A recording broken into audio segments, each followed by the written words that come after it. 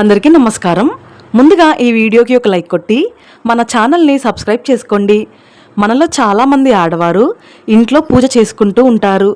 కానీ మనం చేస్తున్న పూజలన్నీ అసలు దేవునికి చేరుతున్నాయా, మన పూజలను దేవతలు స్వీకరిస్తున్నారా అని చాలామందికి ఒక సందేహం ఉంటుంది. అయితే మీరు చేసే పూజల పట్ల దేవతలు సంతోషంగా ఉంటేనే ఆ లక్ష్మీదేవి మీ ఇంట్లోకి రావడానికి సిద్ధంగా ఉంటుంది. తద్వారా మీకు ముందుగానే కొన్ని శుభ సంకేతాలు కనిపిస్తాయట. ఇంట్లో దీపారాధన చేసే సమయంలో మీ ఇంట్లో దేవతలు తిరుగుతూ ఉంటే కొన్ని అత్యంత శక్తివంతమైన సంకేతాలు కనిపిస్తాయి. పూజలో ఈ సూచనలు కనిపిస్తే సాక్షాత్తు దేవతలే మీ ఇంట్లో ఉండి మీ కష్టాలన్నిటినీ తొలగిస్తున్నారని అర్థం. కాబట్టి ముందుగా ఈ వీడియోకి ఒక లైక్ కొట్టి ప్రతి ఒక్కరూ జై శ్రీరామ్ అని కామెంట్ చేయండి. ఇంట్లో దీపారాధన చేసేటప్పుడు మీరు వెలిగించిన దీపం ప్రకాశవంతంగా ఎక్కువసేపు వెలిగితే చాలా అదృష్టమనే చెప్పవచ్చు. దీపం ప్రకాశవంతంగా వెలిగితే మీ పూజలకు దేవతలు సంతోషించి మీ ఇంట్లోకి రాబోతున్నారని అర్థం. పూజలో దేవునికి సమర్పించిన పుష్పాలు దేవుని చిత్రపటం నుండి కింద పడితే చాలా మంచిది. దేవునికి పెట్టిన పువ్వులు కింద పడితే మీరు చేసే పూజలకు దేవతలు సంతృప్తి చెందారని, మీ కోరికలు త్వరలోనే నెరవేరబోతున్నాయని శుభసూచకం. ఇక దీపంలో వేసే వత్తులకు కూడా చాలా ప్రాధాన్యత ఉంటుంది. అయితే ఇంట్లో దీపారాధన చేసే సమయంలో దీపంలో ఉన్న వత్తులు పూర్తిగా కాలిపోతే చాలా అదృష్టమనే చెప్పవచ్చు. దీపం వత్తులు పూర్తిగా కాలిపోతే మీ పూజలను దేవతలు స్వీకరించారని, మీకు మంచి రోజులు రాబోతున్నాయని అర్థం. మన జ్యోతిష్య శాస్త్రాలలో బల్లిని లక్ష్మి స్వరూపంగా భావిస్తారు. కొంతమంది ఇళ్లలో బల్లులు ఎక్కువగా కనిపిస్తాయి. కానీ మీ పూజ గదిలో బల్లి కనిపిస్తే చాలా మంచిది. పూజ గదిలో బల్లి తిరుగుతుంటే మీ ఇంట్లో లక్ష్మీదేవి తిరుగుతుందని అర్థం. అలాగే చాలామంది ఇళ్లలో నల్ల చీమలు ఎక్కువగా కనిపిస్తాయి. నల్ల చీమలు కూడా అదృష్టానికి చిహ్నం. అయితే దేవునికి సమర్పించిన నైవేద్యానికి నల్ల చీమలు పడితే మీ నైవేద్యాన్ని దేవతలు ఆరగించారని ఒక శుభసూచకం. ఇంట్లో దీపారాధన చేసేటప్పుడు మనలో చాలామందికి కన్నీళ్లు వస్తూ ఉంటాయి. దీన్నే ఆనంద బాష్పాలని అంటారు. ఇది దైవ సంకేతమనే చెప్పవచ్చు. మీకు తెలియకుండానే మీ కంటి నుండి కన్నీళ్లు వస్తుంటే మీ పూజలకు దైవానుగ్రహం లభించిందని అర్థం. అలాగే ఒక్కోసారి దేవుడిని పూజించేటప్పుడు ఉన్నట్టుండి తలనొప్పి వస్తుంది. మీకు కూడా ఎప్పుడైనా తలనొప్పి వస్తే మీ చుట్టూ దైవశక్తులు సంచరిస్తున్నాయని శుభసూచకం. అలాగే పూజలో దేవునికి మంగళహారతి ఇచ్చేటప్పుడు దేవుడు నవ్వినట్టుగా కనిపిస్తే మీ పూజ గదిలో దైవశక్తులు తిరుగుతున్నాయని అర్థం. ఇక మీ జన్మ ధన్యమైనట్లే. అలాగే ఇంట్లో పూజ చేసే సమయంలో లేదా దేవుని మంత్రాలు చదివే సమయంలో ఒక్కోసారి మన శరీరం పులకరించిపోతూ ఉంటుంది. మీకు కూడా అలా జరిగితే మీపై దేవుని ఆశీర్వాదం ఉందని అర్థం. ఇక చాలామంది ఇళ్లలో దైవశక్తులు తిరుగుతూ ఉంటాయట. అయితే ఒక్కోసారి ఉన్నట్టుండి పరిమళ ద్రవ్యాలు సువాసన వస్తూ ఉంటుంది. ఏ ఇంట్లో అయితే దేవతలు తిరుగుతున్నారో అలాంటి ఇళ్లలో చందనం సువాసనలు వస్తూ ఉంటాయట. అలాగే ఇంట్లో దీపారాధన చేసేటప్పుడు ఘంటానాదం వినిపించడం, శంఖం శబ్దం వినిపించినా దేవుని అనుగ్రహం లభించిందని అర్థం చేసుకోవాలి. అలాగే పూజలో దీపం వెలిగించిన తర్వాత దీపం జ్యోతిలో చిన్న పుష్పం ఆకారం కనిపిస్తే ఇది లక్ష్మీదేవి కటాక్షానికి సంకేతం. మీ ఇంటికి ఐశ్వర్య ప్రాప్తి కలుగుతుందని అర్థం. అలాగే దీపారాధన చేసే సమయంలో ఎలాంటి గాలి రాకపోయినా వెలుగుతున్న దీపం మంట ప్రకాశవంతంగా కదులుతూ ఉంటే మీ పూజ గదిలో దేవతలు ఉన్నారని అర్థం. అలాగే పూజ గదిలో ఉన్న దేవుని విగ్రహాల నుండి అకస్మాత్తుగా కుంకుమ కింద పడిపోవడం లేదా విభూది బొట్టు రాలడం జరిగితే ఆ దేవతలు మీకు ఏదో చెప్పబోతున్నారని, మీకు మంచి జరగబోతుందని అర్థం. అలాగే దీపంలో ఉండే నూనె తగ్గకుండా ఎక్కువసేపు దీపం వెలుగుతూ ఉంటే మీ పూజలన్నీ దేవుని చెంతకు చేరుతున్నాయని, మీకు శుభం కలుగుతుందని ఒక మంచి సంకేతం.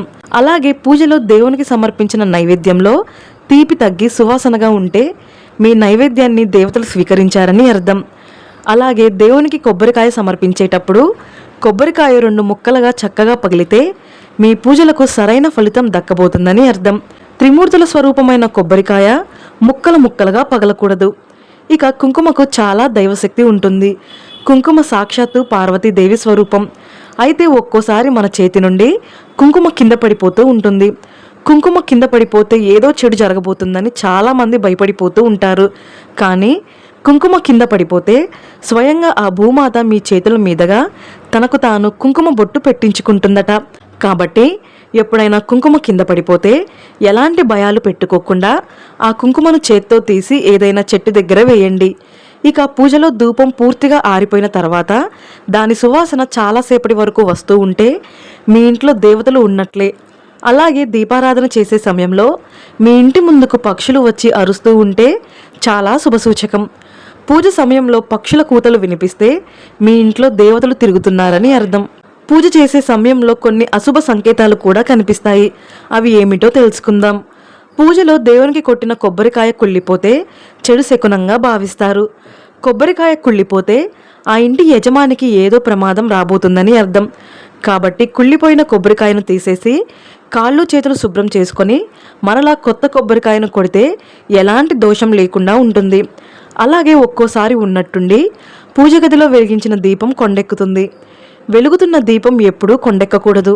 దీపం కొండెక్కితే మీ ఇంటికి ఏదో సమస్య రాబోతుందని అర్థం. కాబట్టి మీ పూజలో ఎప్పుడైనా దీపం కొండెక్కితే వెంటనే ఓం నమఃశివాయ అనే మంత్రాన్ని చదివి మరలా కొత్త దీపాన్ని వెలిగించండి. ఇక ఏ సమస్య ఏర్పడకుండా ఉంటుంది. పూజలో దీపం వెలిగించేటప్పుడు ఒక్కోసారి మన చెయ్యి కాలుతూ ఉంటుంది. దీన్ని కూడా అశుభంగా భావించాలి. పూజలో చెయ్యి కాలితే దేవునికి ఏదో లోపం చేస్తున్నామని అర్థం చేసుకోవాలి. అలాగే మనలో కొంతమందికి పూజ చేసేటప్పుడు ఆవలింతలు వస్తూ ఉంటాయి. దీపారాధన సమయంలో ఆవలింతలు రాకూడదు. దీపారాధన సమయంలో ఆవలింతలు వచ్చినా లేదా తుమ్మినా మళ్ళీ స్నానం చేసి దీపారాధన చేయాలి. లేదా తలపైన పసుపు నీళ్లు చల్లుకొని దీపం వెలిగించాలి. అలాగే ఇంట్లో దీపారాధన చేసేటప్పుడు ఒక్కోసారి దీపం నుండి శబ్దాలు వస్తూ ఉంటాయి. దేవతా స్వరూపమైన దీపం నుండి శబ్దం రాకూడదు. దీపం ప్రకాశవంతంగా వెలగాలి. దీపం నుండి చప్పుళ్ళు వినిపిస్తే మీ పూజలో లోపాలు ఉన్నాయని అర్థం. అలాగే దీపం వత్తులు పూర్తిగా కాలకుండా దీపం త్వరగా కొండెక్కితే మీ పూజకు సరైన పుణ్య ఫలితం దక్కదు. కాబట్టి పూజలో ఉపయోగించే దీపారాధన నూనె నాణ్యమైనది ఉండాలి. ఇక దేవునికి తులసి దళాలు సమర్పించేటప్పుడు అనుకోకుండా దీపంలో కానీ నైవేద్యం పైన కానీ తులసి ఆకులు పడితే విపరీతమైన అదృష్టం పట్టబోతుందని, మీ ఇంటి సంపద పెరగబోతుందని అర్థం. అలాగే ఇంట్లో పూజ చేసే సమయంలో మీ ఇంటి ఆవరణలో నాగుపాము దర్శనం ఇస్తే ఆ సుబ్రహ్మణ్య స్వామి అనుగ్రహం మీ ఇంటిపై ఉందని అర్థం. అలాగే ఇంట్లో పూజ చేసే సమయంలో లేదా పూజ పూర్తయిన తర్వాత మీ ఇంటి ముందుకు గోమాత వచ్చినా చాలా శుభసూచకం. ఇక పూజలో వెలుగుతున్న దీపం నుండి నల్లటి పొగ రాకూడదు. ఇది అశాంతికి, దురదృష్టానికి సంకేతమట. పూజలో వెలిగించే దీపం ప్రకాశవంతంగా లేకపోతే మీ పూజకు ఫలితం దక్కదు. అదేవిధంగా వెలుగుతున్న దీపం నుండి అకస్మాత్తుగా నూనె చిమ్మకూడదు. ఇది కూడా దురదృష్టానికి సంకేతం. అలాగే వెలుగుతున్న దీపం నూనెలో అనుకోకుండా ఏదైనా పురుగు పడితే అశుభ సంకేతంగా భావించాలి. భక్తితో దేవుడిని పూజించకపోతే మీరు వెలిగించిన దీపం దానంతట అదే కింద పడి మంట వ్యాపిస్తుంది. కాబట్టి భక్తితో ఎలాంటి కల్మషం లేకుండా దేవుడిని పూజిస్తే ఎన్నో శుభ ఫలితాలు కలుగుతాయి. ఎంతో పవిత్రమైన పూజ గదిలో దుర్వాసన రాకూడదు. పూజ గదిలో చెడు వాసన వస్తే మీ ఇంట్లో దేవతలు నివసించరు. కాబట్టి మీ పూజ గదిని అందంగా పరిమళంగా ఉంచుకోవాలి. అలాగే పూజ చేసేటప్పుడు దేవుని పటం అనుకోకుండా కింద పడిపోతే మీ పూజలకు ఎలాంటి ఫలితం దక్కదు. అలాగే పూజలో ప్రతిష్ఠించిన కలశం ఉన్నట్టుండి కింద పడిపోతే మీ ఇంట్లో చెడు శక్తులు ఉన్నాయని అర్థం చేసుకోండి. ఇలాంటి చిన్న చిన్న సంకేతాలతో మీ ఇంట్లో దైవశక్తులు ఉన్నాయా లేదా అని సులభంగా తెలుసుకోండి. ఈ వీడియో మీకు నచ్చితే లైక్ చేసి సబ్స్క్రైబ్ చేసుకోండి. జై శ్రీరామ్.